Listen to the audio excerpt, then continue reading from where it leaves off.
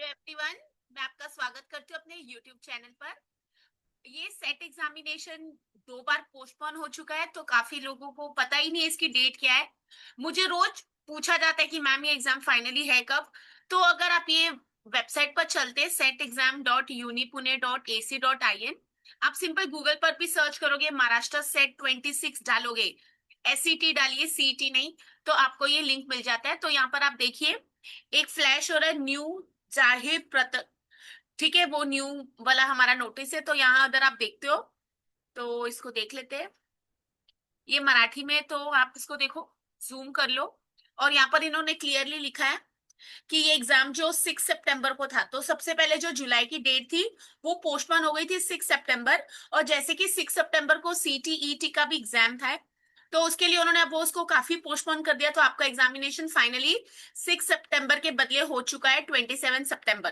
तो आज 1 अगस्त है, और अगर आपको एग्जामिनेशन देनी है 27 सितंबर, तो आप सोचिए, आपको जुलाई के बाद पूरा अगस्त और सितंबर भी मिला है।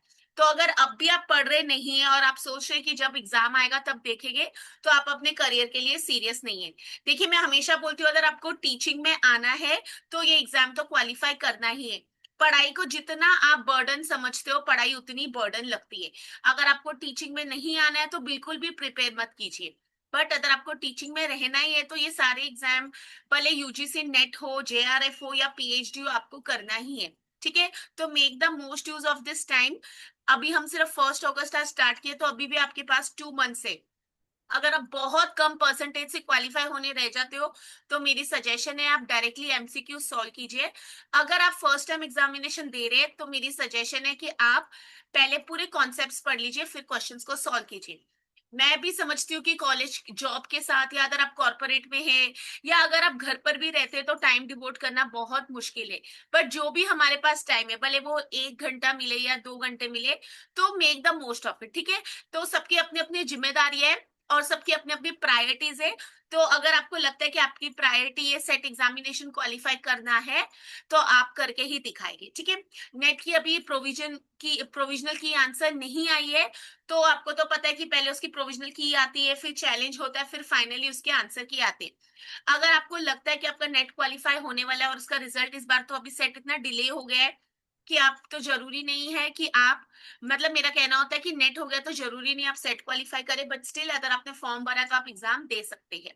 ठीक है, महाराष्ट्र सेट अगर आप क्वालिफाई करते हैं तो आप गोवा और महाराष्ट्र तक आपकी जॉब अपॉर्चुनिटीज रिस्ट्रिक्टेड है।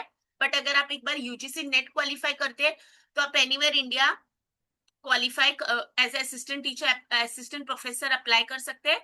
और अगर आपके पास जूनियर रिसर्च फेलोशिप है, वो आपका सीवी भी बढ़ाता है, और प्लस आपको एक अच्छा स्टाइपेंड अमाउंट देता है आपकी पीएचडी परस्यू करने के लिए। ठीक है, मेरे चैनल पर बहुत सारे वीडियोस है जो आपको पेपर 1 की गाइडेंस के लिए सपोर्ट करेंगे, और पेपर 2 कॉमर्स। तो अब तक अगर आप मेरे चैनल से नहीं आए हैं, तो लाइक शेयर और सब्सक्राइब कर दीजिए, बेल नोटिफिकेशन कर दीजिए। तो जब भी मुझे भी मौका मिलता है, मैं आपके साथ कुछ कंटेंट शेयर कर देती हूँ। आई होप सो सब पढ़ रहे हैं और मुझे क्वालिफाई होके मैसेज कीजिए। अनदर थिंग मुझे कहना है कि मेरे चैनल पर एक पूरी प्लेलिस्ट है और रिसर्च सीखे। अगर आपको एआई के बिना बेसिक्स ऑफ रिसर्च पेपर, कैसे रिव्यू ऑफ लिटरेचर करते हैं, कौन से सोर्सेज हैं, या अगर आपको पीएचडी इंटरव्यू में जाना है तो क्या प्रिपेयर करना है, या आपको पीएचडी वाइवा आपका होने वाला है तो आपको क्या चेक करना है, क्या पढ़ के जाना है, तो उसके लिए भी मैंने वीडियोस बनाई हुई है। ठीक है, आप और रिसर्च सीखे प्लेलिस्ट में जाके वीडियो का टाइटल चेक करके आप वो वीडियो को देख सकते हैं। ठीक है, फिर मैं मिलती हूँ नेक्स्ट सेशन में। Take care, all the best, और पढ़ते रहिए। और नेट का रिजल्ट आएगा तो मुझसे भी शेयर कीजिए, और ये साइट मैं आपसे शेयर कर देती हूँ।